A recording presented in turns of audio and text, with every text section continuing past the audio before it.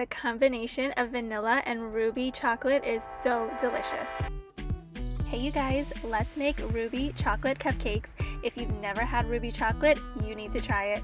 To me, it has delicious fruity notes that take chocolate to the next level. So instead of making the usual chocolate marble cupcakes, I wanted to replace the chocolate marble with ruby chocolate instead. So without further delay, let's get right into the recipe. So I'm going to start off by sifting the dry ingredients, which are flour, baking powder, baking soda, and salt. We want to evenly distribute these ingredients, so make sure to give that a good mix.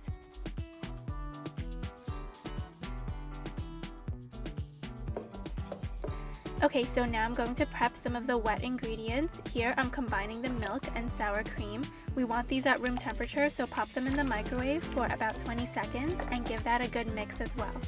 Alright, so now it's time to prep the eggs. We want these to also be at room temperature, so leave them out from the fridge for a few minutes or run them under warm water before cracking them. So we have most of the ingredients prepped, and now it's time to cream the butter and sugar together. So in a bowl of my stand mixer with the paddle attachment, I'm going to cream these two ingredients together for 5 to 7 minutes. Be sure to scrape the sides of the bowl in between. We want this to be light and fluffy, so be sure to cream this for at least 5 minutes because it does make a huge difference with the texture of your cupcakes. Okay, so now I'm going to add the eggs in 2 stages. Give it a good mix until it's just combined after each stage. Now you're going to add the vanilla extract and mix that in until it's well combined. Now it's time to bring everything together. I'm going to alternate between the wet and dry ingredients, beginning and ending with the dry. So take about a third of the dry ingredients and slowly mix that in. Once it's just combined, you're going to pour half of the wet ingredients in. Then repeat these steps, ending with the dry. You don't want to overmix this, so just mix it on medium-low speed until it's just combined.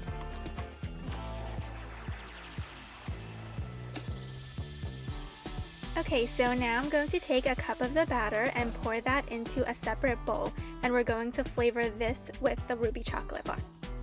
I have 2 bars here, one for the batter and one for decoration. This is Chocolove's Ruby Chocolate Bar. Look how pretty this chocolate bar is. The packaging, the color, the flavor, everything about it is just perfect. Feel free to use any other brand. I personally love this one. So you're going to melt 1 bar of this in the microwave in 15-second intervals until it's almost melted.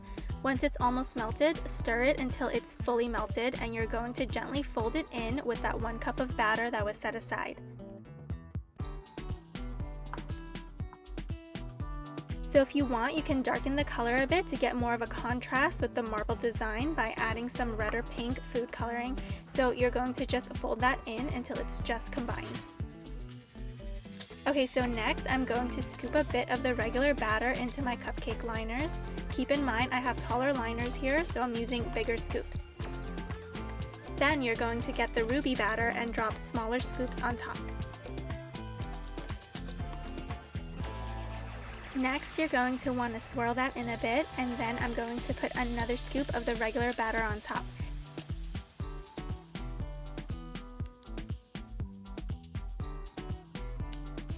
Just speeding this up a bit, I'm adding another small scoop of the ruby batter. Then again, I'm going to give each one a quick swirl. So if you're using normal, shorter cupcake liners, just keep in mind to use smaller scoops each time. You only want to fill these up halfway full because these do rise a lot. Alright, so I'm going to put these in the oven at 375 degrees Fahrenheit for 13 to 15 minutes. Do the toothpick test before taking them out.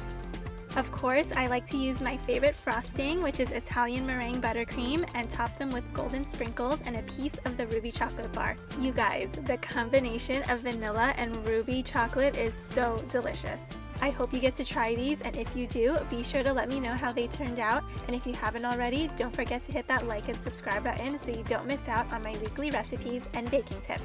Thanks so much for watching, guys, and I'll catch you in the next one.